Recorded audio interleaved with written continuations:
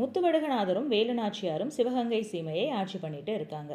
அப்போ ஆங்கிலேயர்களுக்கு வரிகட்ட முடியாதுன்னு எதிர்க்கிறாங்க இருவரும்.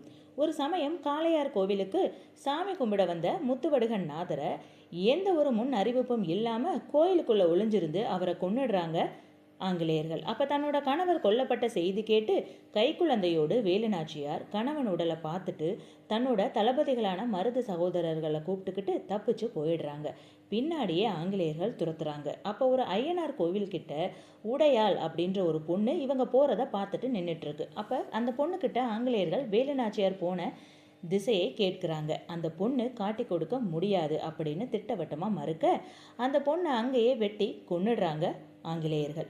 அதுக்கப்புறமா ஆங்கிலேயர்கள் ஆதிக்கத்தில் இருந்து சிவகங்கையை மீட்டெடுத்த வேலுநாச்சியார் இப்படி வெட்டுண்டு இறந்த உடையால வெட்டுடையால் அம்மனா நினச்சி கும்பிட ஆரம்பிச்சிடுறாங்க.